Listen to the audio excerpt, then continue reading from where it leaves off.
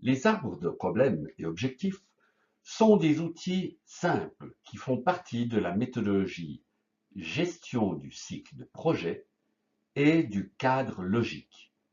Simple mais redoutablement efficace. L'arbre des problèmes est fortement en lien avec la deuxième question du canevas. Le bloc pourquoi est le premier pilier de la mission du projet. Les besoins existants, que ce soit des problèmes ou des opportunités insaisissables. La bonne logique nous enseigne que toute problématique peut avoir ses origines dans des causes premières et engendrer des conséquences. L'arbre des problèmes est une façon participative et structurée d'y réfléchir. Nous allons vous le montrer avec l'exemple réel d'une coopérative de femmes sénégalaises récupérant des noix de karité pour les transformer en beurre de karité utilisé dans l'industrie cosmétique et dans la fabrication de savon.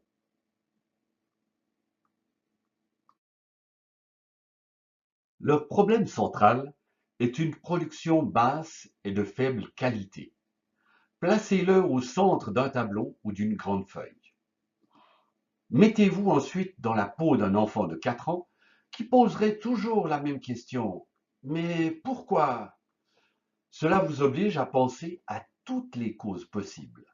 Organisez-les en hiérarchie sous le problème central.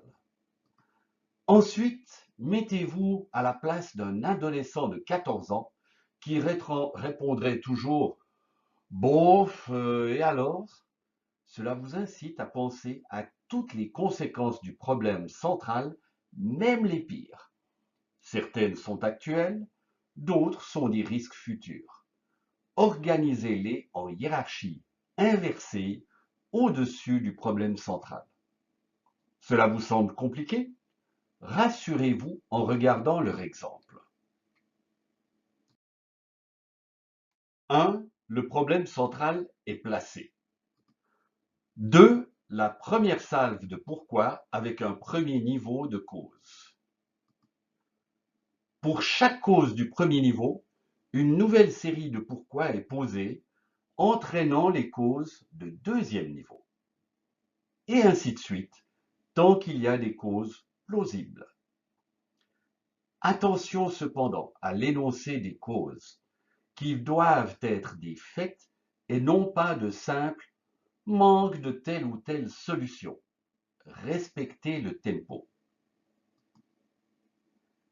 4. Inverser le processus et remonter avec les premières conséquences, puis les conséquences des conséquences. 5. Souvent, plusieurs conséquences intermédiaires cumulent leur impact négatif sur une prochaine conséquence.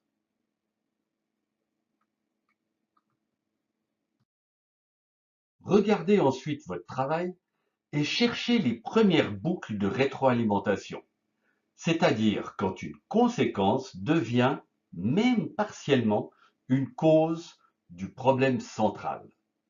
Ici, par exemple, le prix de vente bas empêche l'achat de conditionnement plus approprié du beurre de karité, ce qui maintient un prix de vente bas. C'est ce que vous pouvez aussi appeler le cercle vicieux. Voici ce à quoi ressemblait l'exercice réel avant d'être passé au propre. Bon, finissons-en avec la phase obscure de l'exercice. Regardons les problèmes comme des défis et préparons des objectifs pour faire pencher la balance du bon côté.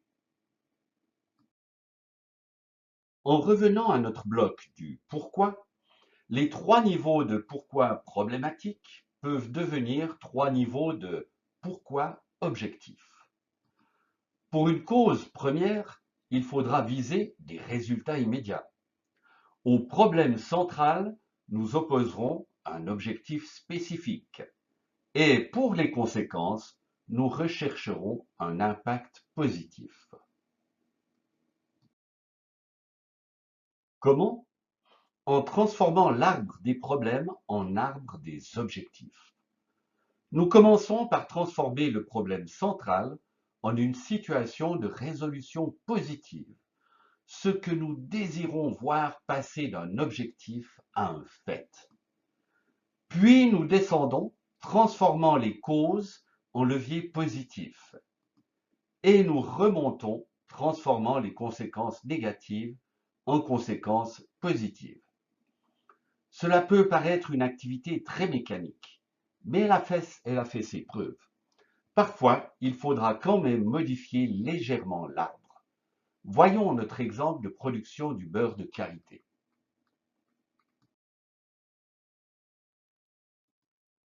Le problème central se transforme en objectif spécifique ou central. Niveau par niveau, les causes deviennent des leviers et des résultats plus immédiats. Et nous faisons la même chose avec les conséquences, obtenant plusieurs niveaux d'impact. Bien sûr, l'objectif doit quelquefois être adapté. Par exemple, l'exode rural est devenu meilleures conditions de vie locale, la diminution de l'exode rural devenant une conséquence implicite. Profitez-en pour vérifier si les cercles vicieux de l'arbre des problèmes se sont transformés en cercles vertueux. Voici l'arbre des objectifs passé au propre, avec même le dessin des cercles vertueux. Soyons réalistes, vous n'arriverez certainement pas à résoudre tous les problèmes, mais l'arbre des objectifs deviendra une aide précieuse pour 1. Imaginer des possibilités de projet, 2. Déterminer des zones d'intervention, 3. Établir une stratégie, choisir des projets, 4. Déterminer des indicateurs, 5. Alimenter le cadre logique, etc., etc. Mais ce sera pour un prochain module.